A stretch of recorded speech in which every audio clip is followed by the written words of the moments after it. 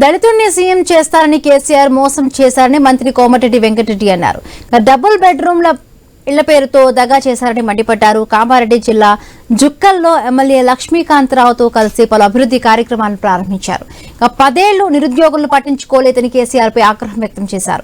హరీష్ రావు తప్పుడు ప్రచారం చేస్తున్నారని విమర్శలు గుప్పించారు. అన్ని వర్గాల సంక్షేమమే లక్ష్యంగా కాంగ్రెస్ సర్కార్ పనిచేస్తుందన్నారు. వచ్చే 2 ఏళ్లలో 2 లక్షల ఇందిరమ్మ ఇళ్లు నిర్మిస్తామని, తెలంగాణ స్కీమ్లు దేశానికి ఆదర్శంగా నిలుస్తామని తెలిపారు.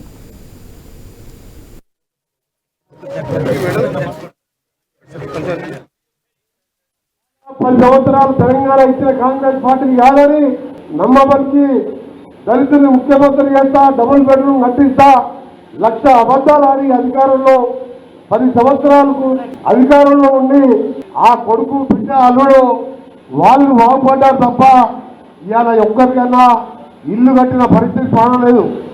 దళిత ముఖ్యమంత్రి పక్కన పెట్టు, అసలు ఆయన డబుల్ బెడ్రూమ్ అని చెప్పి ఈ రోజు వరకు ఒక్క ఇళ్ళను కట్టినా మీరందరూ కూడా ఆలోచించుకోవాలి. ఈరోజు అదే మన ముఖ్యమంత్రి రేవంత్ రెడ్డి గారి నాయకత్వంలో సీనియర్ మినిస్టర్గా మేమందరం దాదాపు 18 నెలల్లోనే వచ్చిన కొత్తలోనే 60,000 ఉద్యోగాలు ఇప్పించి ఇంకా మిగిలిన 1,40,000 ఉద్యోగాల ఖాళీలు కూడా త్వరలోనే భర్తీ చేయబోతున్నాం.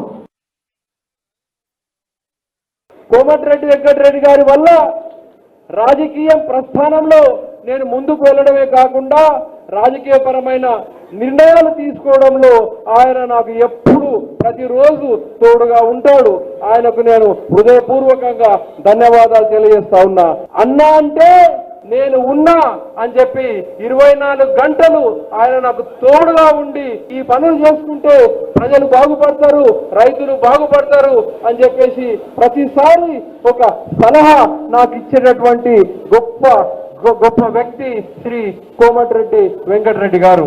అందరూ ఫోన్లలో పేర్లు నోట్ చేసుకుంటారు. కోమటిరెడ్డి వెంకటరెడ్డి గారను R&B మినిస్టర్ గారు అని కాదు, నా ఫోన్లో దేవుడు అని చెప్పేసి నేను ఫీడ్ చేసుకున్నా ఆయన పేరు. అది కోమటిరెడ్డి వెంకటరెడ్డి గారికి నాకు ఉన్నటువంటి బంధం.